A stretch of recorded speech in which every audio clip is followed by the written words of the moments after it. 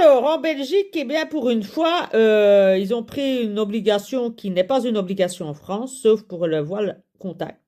En France, les coupes suspendantes ne sont vivement conseillées, mais ne sont pas imposées, sauf pour le voile contact. En Belgique, le voile contact n'est pas pratiqué et une DZ de Spa avait décidé d'obliger que pour voler dans sa drop zone, eh bien, il fallait disposer d'un coupe suspente. Et depuis hier, donc fin mars, nous avons vu sur les réseaux sociaux que la Fédération wallonne de parachutisme imposait le coupe-suspente sur toutes ces drop zones à partir du mois de juin. Donc il y a une période de tempérance entre mars et juin pour vous équiper en coupe-suspente. Alors là, c'est un peu le foutoir depuis le mois de décembre, puisque certains savaient déjà qu'il en faudrait à Spa au mois de décembre. Et c'est un peu le truc, acheter un coupe suspente, mais on n'impose pas, on ne dit pas ce qu'il faut. Et apparemment, ben, beaucoup de gens ne savent même pas, même au sein des autorités, la difficulté que les parachutistes peuvent avoir pour acheter un coupe suspente. Et donc, il est bon de revenir sur ce qu'est un coupe suspens, où on peut l'acheter, quelles sont les qualités, quels sont les différents types et à quoi c'est utilisé. En fait, les coupes suspendantes, ça existe déjà dans deux sports presque identiques. Il existe des coupes suspendantes aussi bien en parapente qu'en parachutisme. Et donc, il faut déjà ne pas confondre les deux. Pourquoi? Parce que les types de suspentes sont complètement différents et l'usage qui peut en être fait est également totalement différent. Alors, le choix d'un coupe suspente, eh bien, la priorité d'un coupe suspente, c'est de couper vos suspentes. Ça va de soi. Or, les suspentes en parachutisme, eh bien, suivant la voile que vous avez, les suspentes, elles sont différentes. Vous avez des suspentes qui sont gainées et des suspentes qui sont non gainées. Et donc, selon le type de suspente que vous avez, ben, il faudra un coupe suspente qui est plus solide ou un coupe suspente qui est moins solide.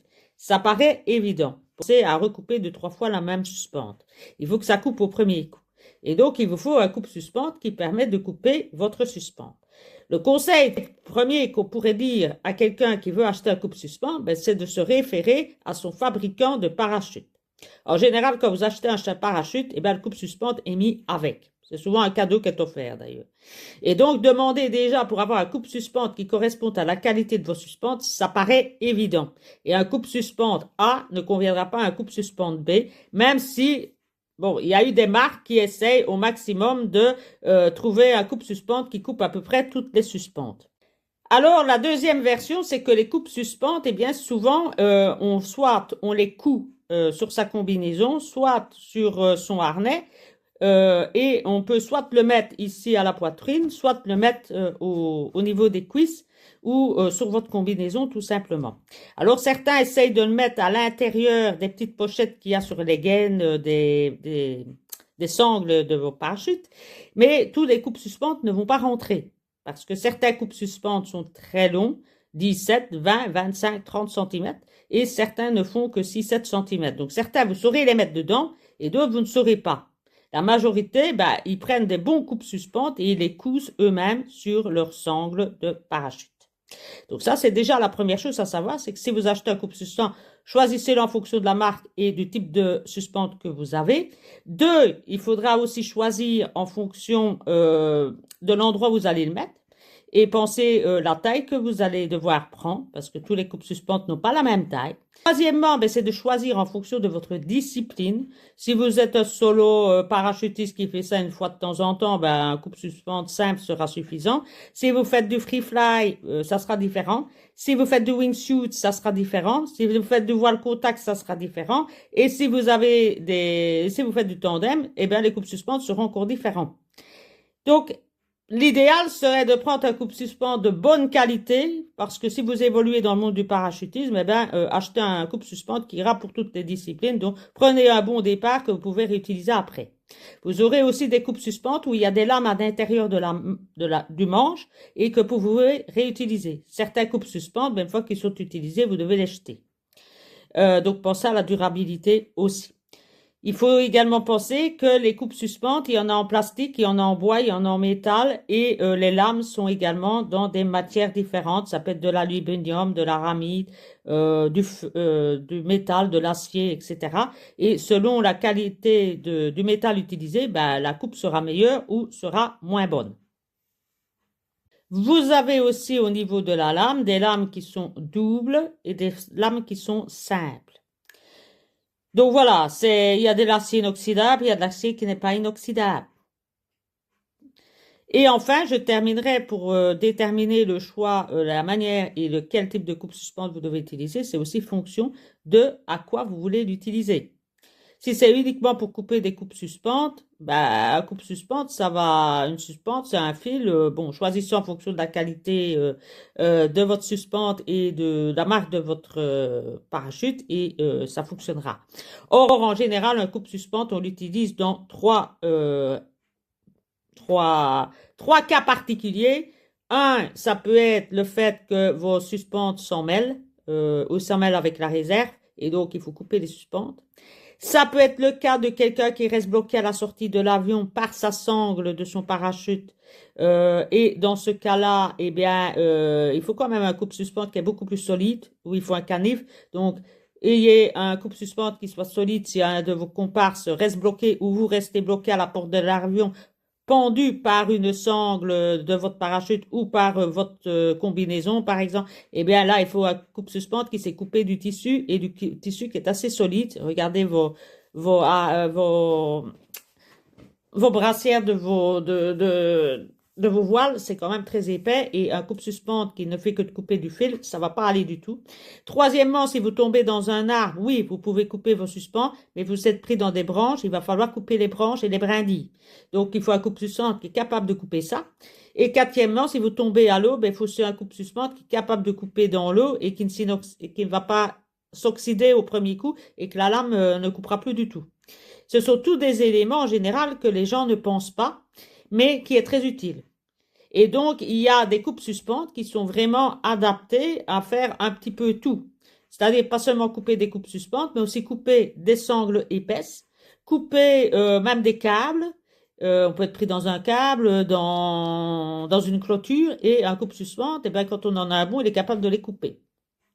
Si on tombe dans un arbre, on peut aussi être tout à fait capable de couper des brindilles, bon, pas des troncs d'arbres, mais des petites branches et des brindilles et de pouvoir se dépêtrer. Ça permet aussi de couper du tissu. Si on est blessé, il suffit de prendre le coupe-suspente et de couper le tissu, ça va aller tout seul.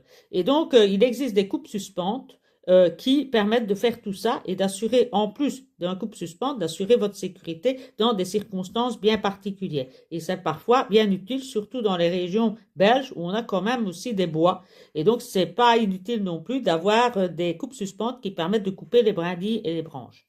Et entre nous, je vous dirais qu'il y a des expériences qui ont été faites que certains coupes suspentes, eh ben, ils coupent pas du tout. Donc voilà, je peux pas dire les marques, mais c'est comme ça. Donc moi je dirais, choisissez en fonction de votre type de parachute et pensez à votre sécurité, puisqu'on est dans des circonstances, je vais dire, d'accident. Malheureusement, ça s'emploie quand on a un incident ou un accident. Et donc, il vaut mieux avoir un très bon que d'en avoir un qui ne coupe qu'une petite ficelle de suspens. Mais en avoir un qui coupe tout, c'est quand même plus sécurisant parce que ça peut servir ou même parfois aider un comparse. Vous êtes dans l'avion et vous voyez quelqu'un qui est coincé à la porte de l'avion et qui reste pendu. Ben, si vous avez un coupe-suspens de 6 cm, je vous défie d'aller couper une sangle avec un truc de 6 cm. Vous allez chercher un couteau ou un canif. Voilà. Donc, prenez un coupe-suspens qui est grand, qu'on a bien en main, un 17 cm. Ça permet d'avoir une grosse poignée, d'avoir une grosse force. Et donc, ça permet de couper tout. D'avoir avec des lames de rechange. Ça, c'est encore mieux. Et avoir un coupe-suspente qui puisse couper dans toutes les circonstances et qui puisse être utilisé un peu à tout. Voilà. Moi, je dirais que vu notre contexte belge, il faut aller là-dedans parce que c'est pas rare de tomber dans un arbre et de rester pendu ou dans une clôture ou tout poteau, etc. Donc voilà. Alors chez nous, chez Multiblue Paradise, on a décidé de ne plus prendre qu'une seule sorte de coupe suspente. C'est le Paragear K16 909. Pourquoi? Parce qu'il est grand. Il touche à toutes les disciplines. c'est-à-dire qu'on peut l'utiliser comme skydiver, on peut l'utiliser comme free flyer, on peut l'utiliser comme windshooter. Donc, si vous êtes en progression, ben, il sera efficace. Il peut couper des brindilles, il peut être utilisé dans l'eau, il peut couper du tissu, il peut couper des sangles, donc il est il peut servir à tout, voilà. Et il peut aussi bien couper des suspentes que des câbles, que des fils, que des élastiques. Il y a des expériences, je vous les mets après. Et donc, c'est vraiment la qualité. Et en plus, il coûte pas trop cher, 37 euros. Et il suffit de le coudre à votre cuisse ou à votre sangle, à votre choisi. Et vous avez un truc qui va vous servir pendant de nombreuses années et qui pourra aussi servir pour aider quelqu'un d'autre s'il est en difficulté. Je vais vous mettre d'ailleurs des vidéos ci-après pour vous montrer sa qualité. En plus, il coûte que 37 euros. Et vous avez des coupes suspenses qui montent à 150 euros et qui sont en métal inoxydable, à la forme de la main, etc. Par contre, vous avez des petits coupes suspenses qui font 6 cm. Je vous défie d'aller couper quelque chose avec ça. C'est vraiment impossible. Il faut en plus savoir que dans ces circonstances-là, vous serez stressé. Donc, vous risquez tout simplement de le perdre. Donc, avoir un coupe suspente qui fait 17 cm, il y a moins de chances de le perdre que finalement utiliser un coupe suspente de 6 cm que vous aurez difficile de couper, difficile d'y mettre de la force et de la puissance pour couper. Ici, la lame, elle est en acier inoxydable. Elle est double lame et elle fait 6,35 mm et elle est assez grosse. Elle coupe tout. Des conduites d'essence, les câbles d'essence, elle sait les couper. Elle sait couper des câbles de téléphone, des supports, des brindilles et donc ça en fait vraiment le coupe-suspendre de qualité et c'est pour ça que je ne vends plus que celui-là. Attention que ce coupe-suspend ne vaut pas pour les tandems et les voiles contact. Pour les voiles contact, vous devez prendre l'aérojack. Moi, je vends le jack. Le jack, c'est pour les paras, les windshooters et les free flyers. Voilà. Et si vous voulez, pour le tandem et les voiles contact, eh bien là, ce qui n'existe pas en Belgique, là, vous devez aller sur l'aérojack. Et attention, les zones de saut en Belgique ne savent pas les différences entre les coupes suspens. Donc, vous risquez d'avoir des problèmes. Donc, même si vous passez pas par moi, prenez les documents qui prouvent que c'est bien dans la catégorie que vous avez, parce que sinon, ils vont vous rejeter parce qu'ils n'y connaissent rien. Il y a trop de différences de coupes suspenses dans le monde. Il y en a à peu près 17, 18 différents. Et donc, faites attention pour ne pas vous faire rejeter. Prenez vos documents pour prouver qu'ils correspondent bien à votre niveau de vol. Voilà, je pense avoir tout dit. Je vous laisse avec les vidéos sur la qualité de les coupes suspenses par Agui. Maintenant, exceptionnellement, certains veulent conserver des coupes suspenses de parapente qui sont plus petits. Je sais en avoir, mais franchement, je ne le conseille pas. Mais bon, voilà, c'est au choix de chacun. Donc, il y aura les deux, mais que je considère les deux meilleurs. Mais pour le reste, moi, je reste sur Paragear. Je reste sur Paragear, le fameux jack, qui pour moi est le coupe-suspens par excellence et qui permet de se sortir d'une multitude de situations et pas uniquement couper les coupes-suspens. Maintenant, je dirais, je suis étonnamment surprise qu'en Belgique, on doive obliger un coupe-suspens à être pris à bord de ce type de sport, alors que quelqu'un de sensé et qui a envie de se protéger, ben, va l'acheter de lui-même. En plus, comme je le disais tout à l'heure, c'est un gadget qui est remis gratuitement lors de l'achat de sa voile. Et quelqu'un qui est soucieux de sa santé et de sa vie, ben, va automatiquement en acheter un. On est étonné de voir le nombre de gens qui volent en Belgique sans coupe-suspens. En France, c'est un gadget qui est souvent acheté par les familles pour offrir à des paras, même si ce matériel n'est pas considéré comme obligatoire, mais vivement conseillé. Et donc, c'est étonnant de voir qu'il faut vraiment imposer les choses en Belgique pour que les gens prennent soin de leur sécurité. Ben, ça, c'était ma conclusion finale concernant le sujet des coupes suspenses.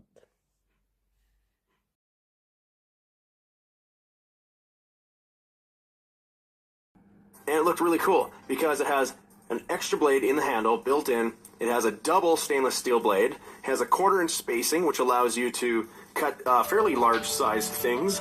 I would say like maybe 3/16 of an inch to be safe. And it has a nice ergonomic long handle. It's got a super light case. And the main thing that I like about this thing is that it's easily accessible depending on where you mount it. I highly recommend you mount it in a spot that allows you to grab it in the case of an emergency. And I feel like it's going to cut through that no problem.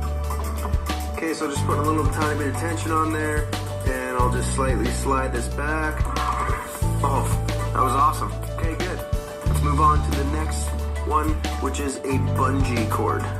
Same thing again, I'm just going to pull on it. This is super stretchy stuff, so I'm going to pull on it, and we'll see if there's enough tension there to cut it. 1, 2, 3. So easy. I can't believe how well this thing cuts, actually. It's awesome. Moving on down the line, I decided to use some fuel line. I don't know why or when you would ever use that, but who knows? Maybe you have to cut some fuel line. So let's see what it does to fuel line. Like nothing. It's crazy how sharp that is. Okay, scenario number 4. I have some webbing material. I would call it probably a medium duty tie down, but this is supposed to simulate a riser. So I got 2 together, so I'm going to pull really tight, and we're just going to pull it moderately hard. 1, 2, 3. Cuts through like butter. That's insane. I didn't think it would be that good, to be honest. We have a little bit of fuzz in between the blade that's stuck right here. I don't think that's going to affect the knife, but if I slide backwards, it comes right out. So that's pretty sweet. Let's move on to the phone charger. If you're wondering why the hell am I cutting a phone charger, it's because it's just an iPhone charger. Nobody likes iPhones anyway. But here's the deal. There's like 4 wires inside. If you have a look here, actually there's 5 including the ground. So I left this for last because I think it's probably going to be the toughest. So let's focus the camera here, and we'll give it 1, 2, 3. All right, this thing, I'm sold. I'm totally sold.